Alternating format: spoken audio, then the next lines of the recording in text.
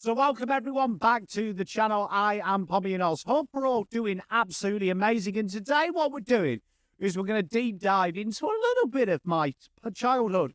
So my old man, my pop, who raised me up, he used to spend a little bit of time doing scouting for what you guys and girls call soccer. That spawned a young little Pom's dream of just looking at finding talent. And one of the little games he taught me when I was a kid was when you're looking for certain players for certain teams, was to split your squad. And what he used to tell me in football was you go for under 23s and you make your dream starting 11 with just under 23s and the subs. And then from there, you can kind of ascertain what's going to happen in 5-6 years' time and try and find some immediate holes. So you judge them based on now, but you also judge them based on them guys who are 23 coming out, what is coming into the squad. And he got me thinking, could we do this for AFL? So what we're going to do is we're going to go 3 teams each in different series, talk a little bit about the draft next year, get that content going now National Championships is starting, but also just have a look at what your depth is like at your club. So in this video today, we're going to be looking at Adelaide, Brisbane and my boys, Carlton, and seeing what we can muster up and seeing what they look like. So let's run that intro and get straight into it.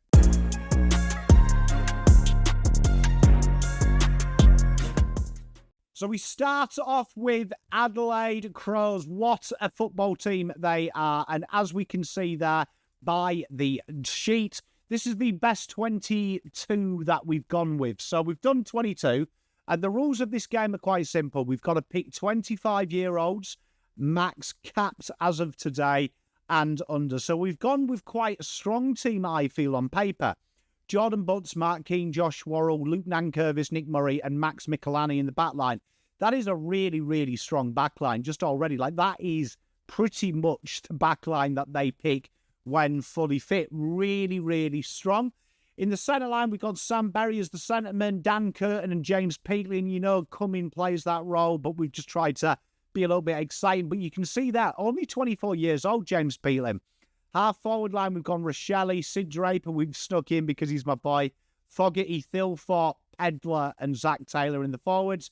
Followers, we've got the guy we don't see yet, Lockie McAndrew, Jake Saligo, and Rankine as the followers. Scholl, Jones, Schoenberg, and Bolassi in as our interchange. And then we've got a real strong squad. There's Tyler Welsh, Billy Dowling, Charlie Edwards, Hugh Bond, Oscar Allen, Toby Murray, Braden Cook, Jane, and Carl Gallagher. And you can see here, right, what we've got here with Adelaide. Just by doing this exercise, you can see that their future is protected. And that is probably one of the key things from this. These guys are going to be definitely part of potentially a flag push. But then you'd also imagine that a lot of these guys are going to make up when they go for their next reset or they go for their next rebuild, whenever that is, because teams do that. Currently, they are the 7th oldest list in the AFL. So you can see here they've got a really strong core to compete now, but also with an eye to the future. And then they've got some really intriguing picks. Pick 16, 43, 48, 52, 66, and 70 as it stands. They've got some really, really solid, like, little draft arsenal, if you will, to really play around with. And they're going to be looking, obviously, when you look at this and you say, what do they need to play the way they do? Tyler Welsh is probably a direct replacement in the long term for a Tex Walker. You'd imagine that Fogarty and Thilthorpe get a bit more responsibility, so they can always slot him in as a third. But it's a really well-balanced list, isn't it? It's a real disgusting thing to talk about a side that is having so much fun at the minute that could be, you know, sustained for a long time. So what could they look at in the draft? Well, I mean, obviously what we've seen Adelaide do, and I'm a firm believer of this, is a large portion of their list is Adelaide drafted.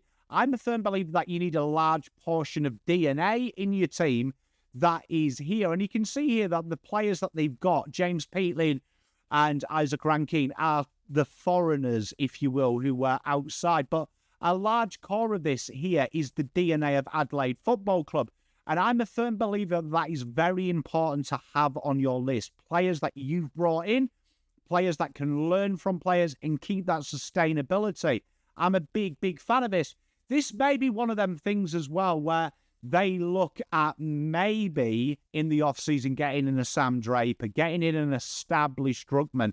Lachlan McAndrew doing very well in the Sandful. Riley O'Brien is stable in there. We know he's a club legend. They love him. He's won the Players Player Award quite a lot, the Clubman of the Year.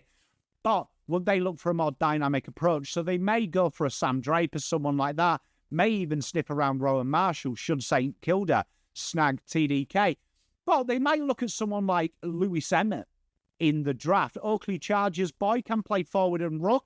They may look at something like that and go, right, okay, well, could we bring him into here? Incredibly athletic, incredibly versatile, can kick bags of goals as well. That modern-day prototype.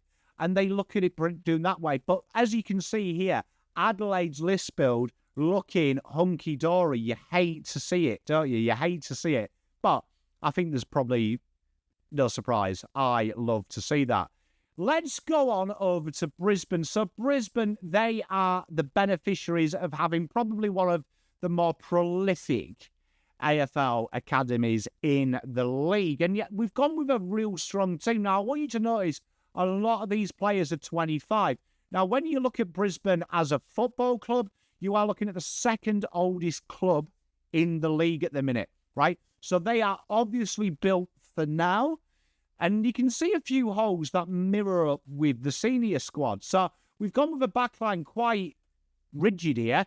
Kitty Coleman, Darcy Wilmot and Shadow Brain. Now, you know, I was massive on Shadow in his AFL draft year. Real versatile player. So you could probably interchange Jasper Fletcher in him at halfback. But they've gone Starcevic, Payne and Answorth down the back. So straight away, if we're doing this for next year and we can only pick 25s, you definitely say a key position defender, even though they have got young ones on there, Luke Lloyd and stuff.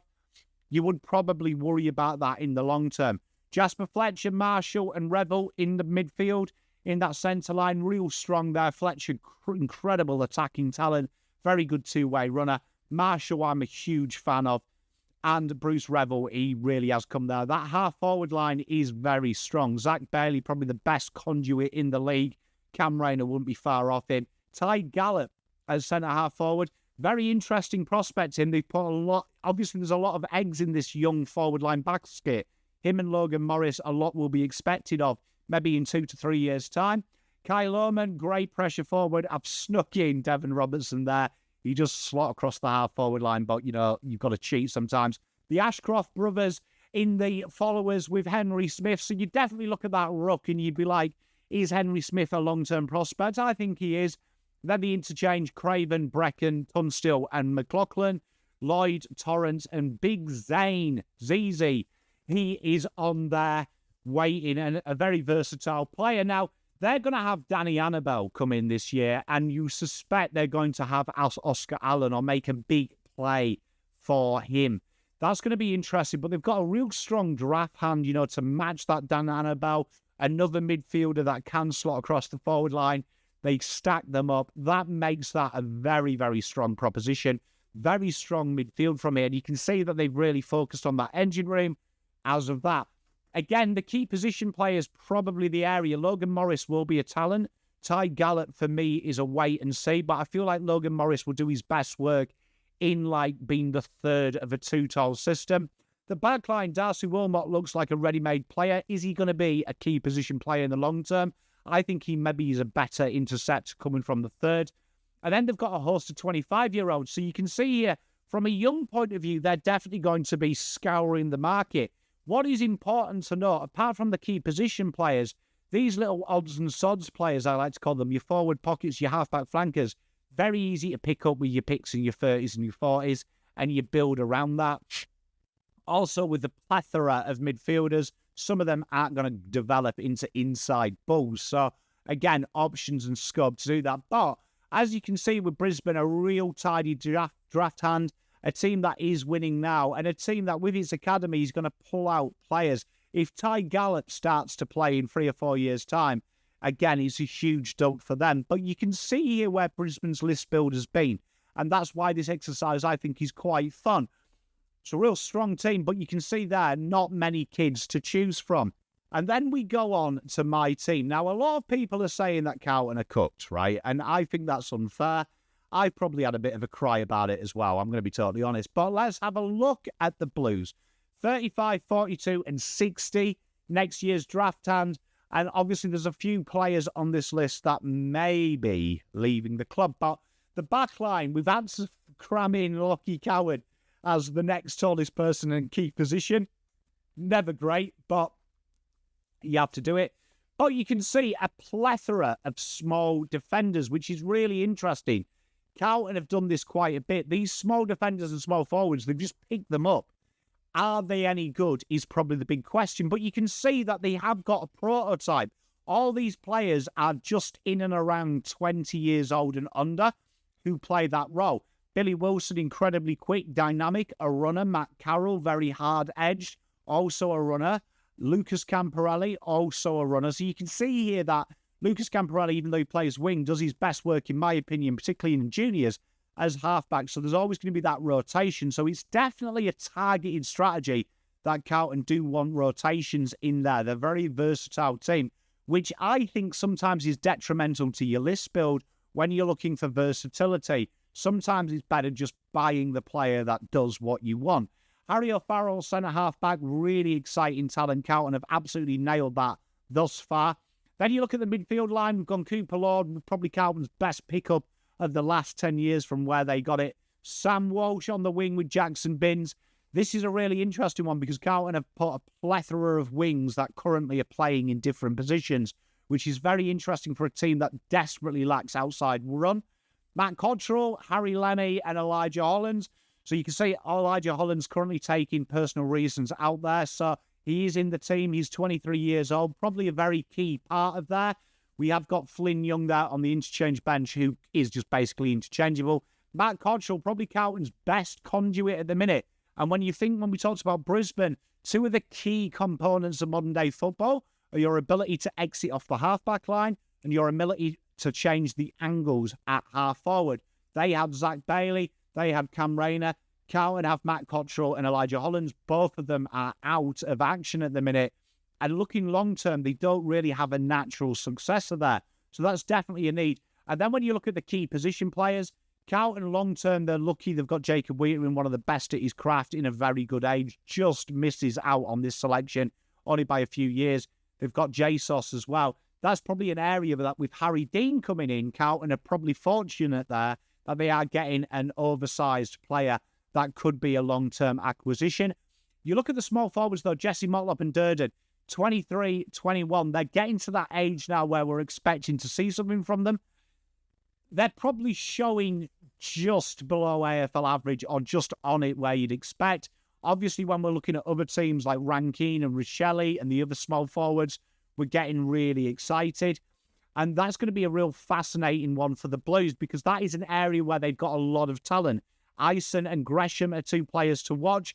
But when you look at the other teams, when they've got Pedler, Rachele, Zach Taylor, Sid Draper, you would say from a consistency output, these guys are probably under par. The follower line, though, very strong. Jagger Smith, Adam Cherra and Tom De Koning. Tom De Koning leaving would mean that Hudson O'Keefe comes into there in this, and then it would mean Matt Pennant is the senior ruck.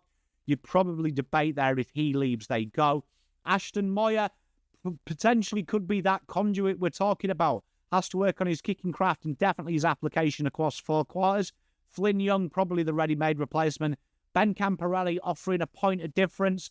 Definitely could be an improvement on that wing and a point of difference in the midfield. And Will White, and you can see there, Carlton have got a lot of speculative players in this bracket.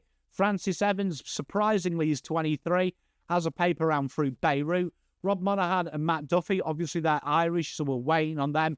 Harry Charleston could be another halfback flanker, small foot defender that Carlton are looking at. And Hudson O'Keefe is coming on. So when you've got 35, 42 and 60, at face value, you're like, oh my God, this is cooked. What are we going to do? But suddenly Carlton have got three players that they can acquire for very limited space. You'd imagine that whatever peak compensation should TDK go will be way before Harry Dean's bid. So 35, 42, 60, let's just speculate that they're going to go as close to matching Ison, Gresham and Dean, what would that leave Carlton? They'd have a first rounder. Now, what could Carlton get out of this? Now, Carlton are probably one of them teams that when you look at it here on face value, their big core here is, apart from Adam Cherrett, Carlton drafted. The question I've got is, are they good enough to go to the next level? Definitely a real strong role-playing area here. But what could Carlton do if they had that pick in there? They're obviously very fortunate that in the next couple of years, the year after this, they're going to get a player by the name of Cody Walker, which instantly adds that dynamic. So suddenly, the midfield is slightly dynamic there. And that is really exciting. Carlton may look at going a little bit exciting. They've strayed away from South Australia in recent years, but Dyson Sharp would be around that compensation pick for the Blues. And the most classic Carlton signing could be someone like Liam Heverton, who is currently injured at the minute. Had a back injury and he's going to miss all the year. But he's that type of player that Carlton do pick up in these. And definitely that kind of third tall option should they want it. Carlton may even look at Fred Rodriguez, an absolute clearance machine who does have that power and also kicks goals. Carlton lack a goal-kicking midfielder. So I would really like a Fred Rodriguez in this side. Add him with Jagger Smith. You've got the accumulator. So although people say Carlton's list is cooked, I do think it's a very easy fix without having to sell the farm, which a lot of people have suggested. But as you can see, out of the three teams, you would definitely say Carlton's is probably the weakest at the minute out of all them three. But that's a really interesting exercise. Let me know if you enjoyed it. I've given you a few names there to look around. What do you think is desperate for your team? These are what I aim to get out of this series for you guys and girls is just try and get your head around what you may have on your list that you may have forgotten, how that team looks, and then what you can maybe move up from and really enjoy. Let me know in the comments what you're looking for in the draft, how you think your list is. And until next time, make sure you hit that like and subscribe. Pom out.